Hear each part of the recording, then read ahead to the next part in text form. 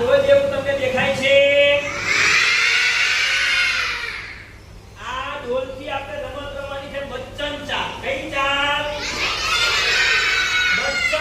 બચ્ચન ચાલ એટલે તમે આની ઉપર ચાલો એટલે ઊંચા ઊંચા થઈ જાઓ જો આ કઈ રીતે રમાય જોજો આને એક પગ અહીંયા મૂકવાનો બીજો પગ અહીંયા મૂકવાનો પછી આ દોરીને ઉપર ખેંચવાની